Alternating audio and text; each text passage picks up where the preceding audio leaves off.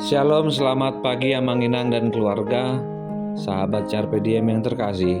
Kita kembali merenungkan renungan Carpe Diem hari ini, pada tanggal 4 Mei 2022. Harapkanlah kebaikan Tuhan dan Ia akan memberkatimu. Kita bernyanyi dari buku ND nomor 453, ayat 1 dan 3.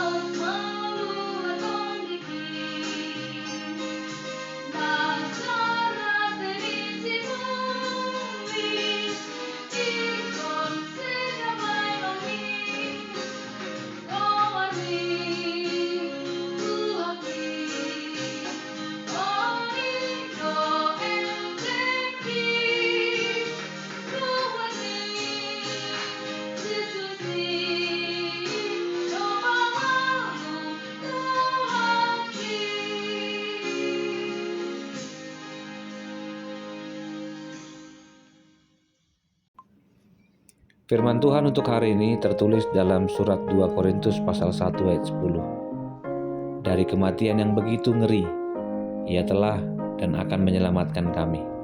Kepadanya kami menaruh pengharapan kami, sebab Ia akan menyelamatkan kami lagi. Demikian firman Tuhan. Saudaraku yang terkasih dalam Tuhan Yesus Kristus, penderitaan mendatangkan kebaikan. Orang yang berbahagia karena dia tahu bahwa penderitaannya hari ini bukan hanya untuk dirinya. Dalam sebuah buku yang dituliskan oleh Scott Peck, Road Less Traveled, mengatakan life is difficult. Jalan yang jarang yang orang lalui, jalan yang panjang, jalan yang sulit. Tetapi jalan itu adalah jalan yang membentuk kehidupan kita. Penderitaan kita adalah penderitaan yang begitu sulit dan berat. Bahkan Paulus juga memakai kata telipsis, beban yang berat, hidup yang susah dan berat. Semua itu terhapus karena Allah memberikan penghiburan dan kekuatan dalam diri, dan melalui kekuatan yang didapati, kita boleh menjadi berkat bagi orang lain. Paulus mengajak kita untuk bersyukur kepada Tuhan, karena Allah memberkati kita dan Allah membentuk emosi kita untuk hidup dalam pikiran yang lebih sehat. Firman Tuhan hari ini mengingatkan, dari kematian yang begitu ngeri, Ia telah dan menyelamatkan kita.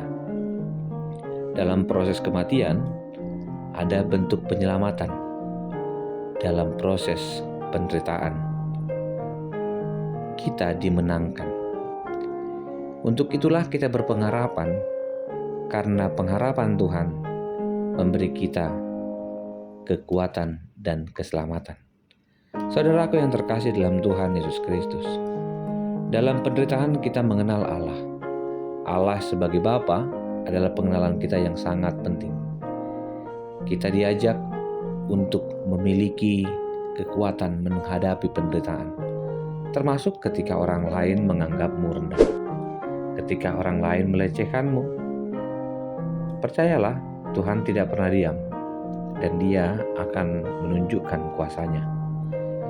Tuhan yang hebat, Tuhan yang begitu mengasihi kita, Dia pun ingin kita melewati penderitaan itu sebagai sebuah kelaziman, tapi tidak melegalkan penderitaan sebagai bagian yang harus melekat. Penderitaan mau tak mau harus dilalui. Dengan penderitaan, kita mendapati sudut pandang dari sisi kemanusiaan yang berbeda, manusia yang diselamatkan. Amang-inang yang terkasih dalam Tuhan Yesus Kristus, mungkin mendapati penderitaan kita masuk pada sebuah ruang kemarahan, frustasi, bahkan mungkin kejenuhan. Namun dalam ruang itu kita juga menemukan adanya keadilan Allah yang terjadi dalam hidup. Dia tidak ingin kita hidup dalam kepahitan semata dan kemarahan. Namun kita juga tidak ingin diajak menjadi orang yang bodoh, yang hanya berpikir tentang menikmati penderitaan. Tapi bagaimana kita mendapati penghiburan yang sejati dari Tuhan? Itulah kekuatan yang diberikan Tuhan kepada orang percaya.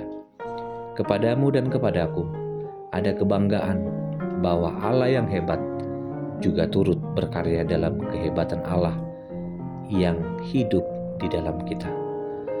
Peristiwa demi peristiwa juga dilalui oleh banyak tokoh termasuk Paulus.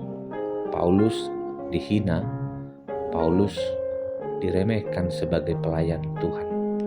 Ia terkadang tidak dianggap, bahkan dia tidak dipandang seorang pendeta. Dia tidak dipandang seorang penginjil. Namun dia tetap mengerjakan bagiannya, karena dia tahu penderitaannya mendatangkan kebaikan dan pertolongan Tuhan juga bagi orang lain.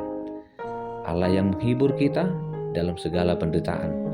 Kita katakan bahwa penghiburan itu adalah penghiburan untuk kehidupan yang lebih baik.